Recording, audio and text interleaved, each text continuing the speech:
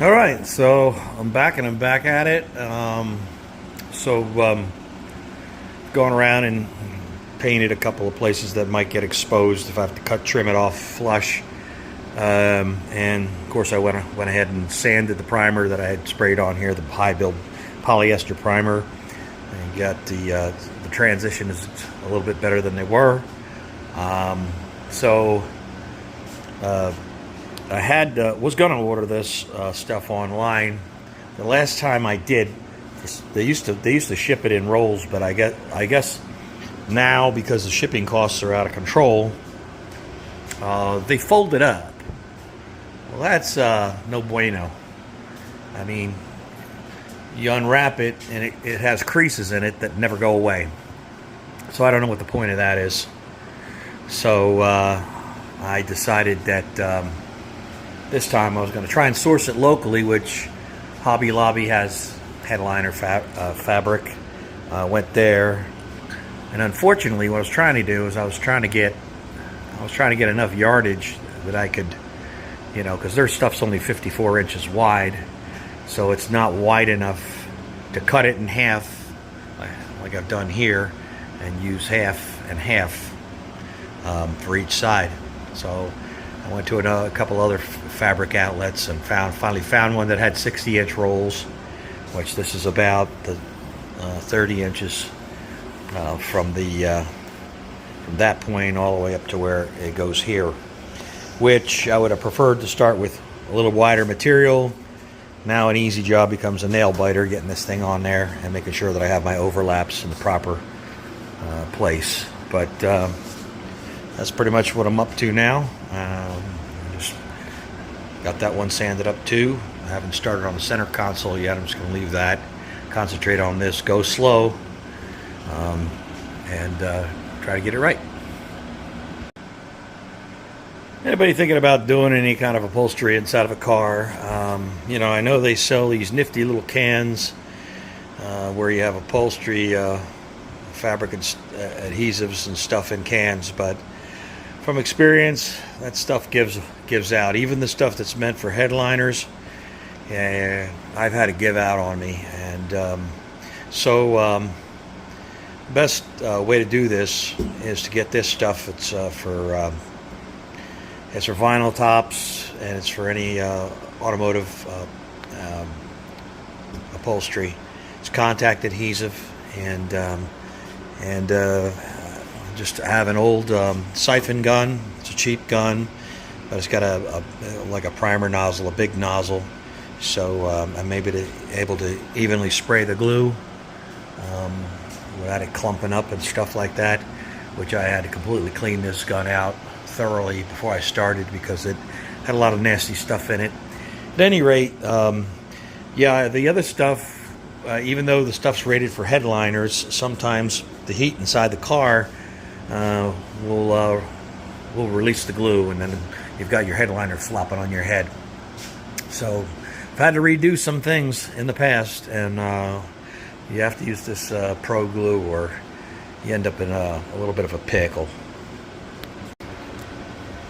Okay, so this was pretty tedious. This is not like the last fabric I used that was a little more forgiving.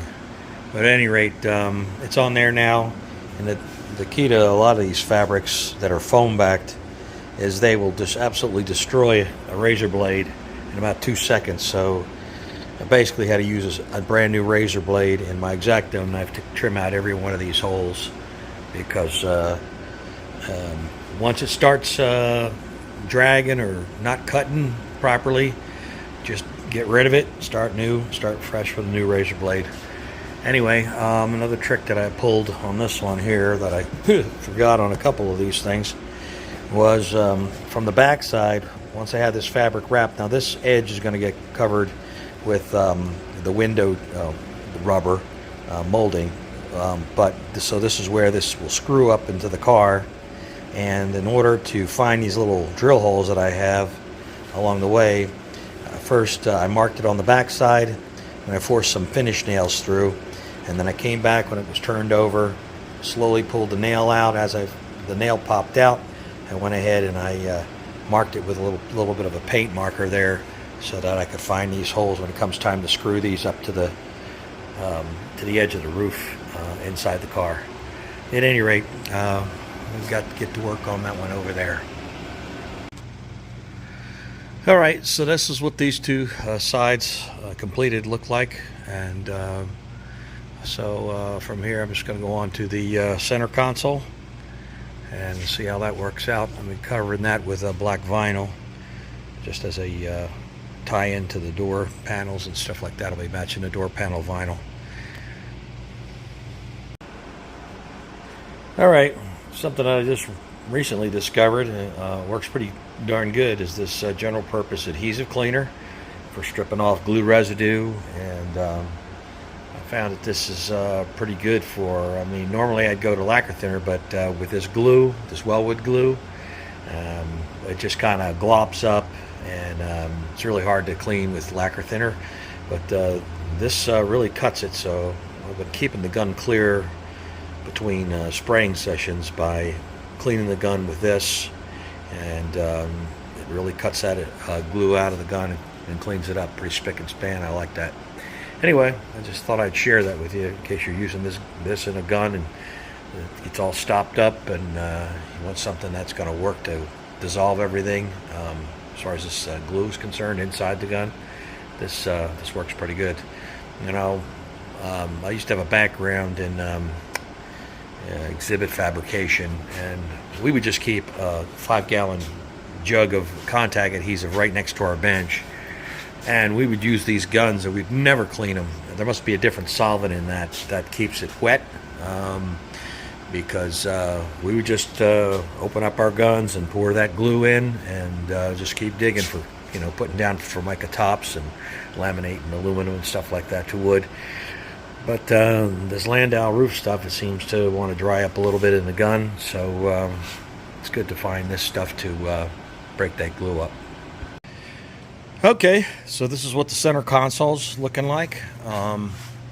Still working on covering the rear access door for the roof antenna and the third tail light. So just a little bit more to do here, and I got to get in the car and rearrange that wiring harness so that it goes up the roof and it doesn't get pinched when I put this whole mess bag in there. And I got to install that roof antenna, see how that goes. Okay, finally, this is what the access door looks like pushed into place. It's got Velcro at the back edge over there to hold it up, but also it has these clips that go into the fixture that's screwed into the roof. So it has a positive clip for this plastic fixture that fits around the third tail light, and hopefully that'll all line up when I get this reinstalled. But anyway, that's what we're looking at right there.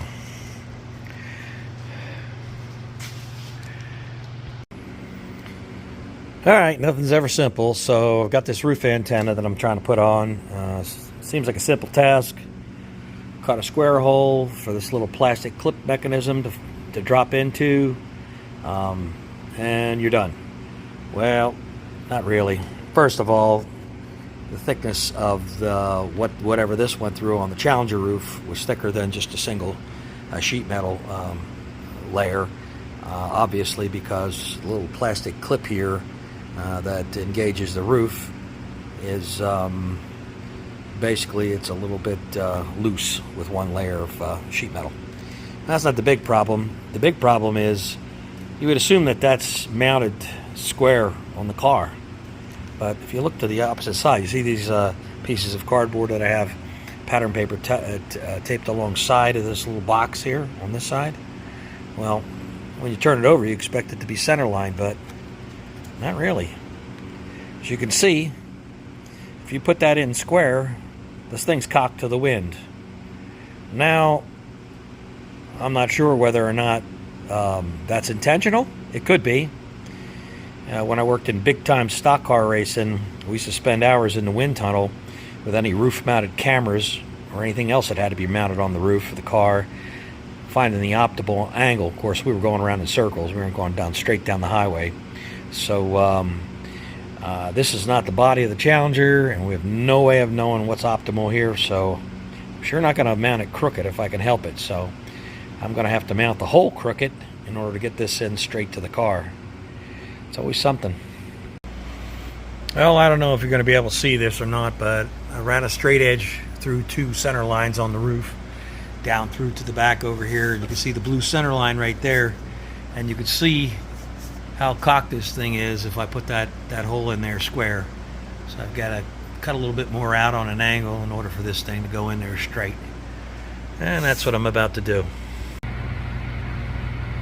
Alright, before I can clip that in, I've got to put a little epoxy to fill in the hole to make sure that it's closed up to where it needs to be. I put another piece of metal underneath there, and I stuck it with this trim tape that really works good. If you clean both slick surfaces with acetone, it really grabs good, so that corrects the hole. I'll show you that in a minute. What I'm trying to show you here is the center line that I have here, and you see the little notch in the back of the antenna there at the base, and that little rubber gasket.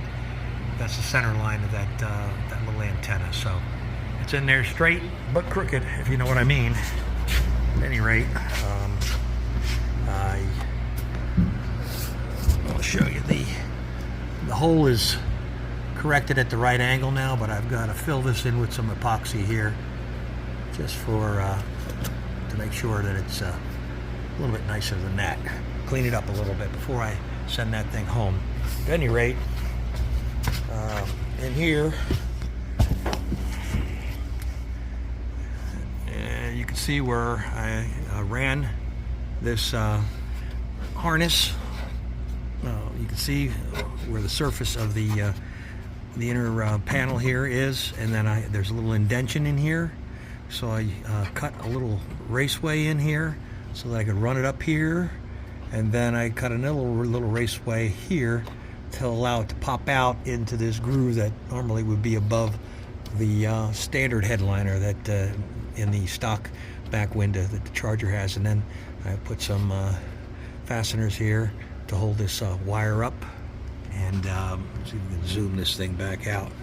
So that whole thing goes up and across like that, and the wires come out right over here, plug into the tail light, and of course these are for the these 2 connections are for the antenna itself.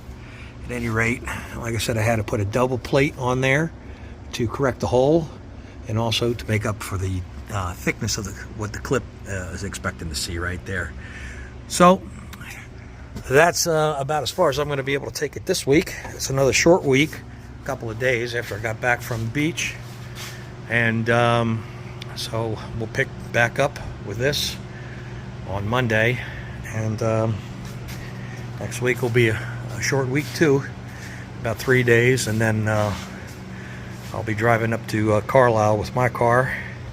Would have been nice to have this one done, but that's not going to happen, obviously. If anybody's up there, I'll be hanging out with the other wing cars in that section. Don't know what it is, but pretty big show. A couple of days. I'll be there Friday and Saturday, and maybe I'll see you there. Anyway, thanks for watching, everybody who watches, and I will see you on the next one.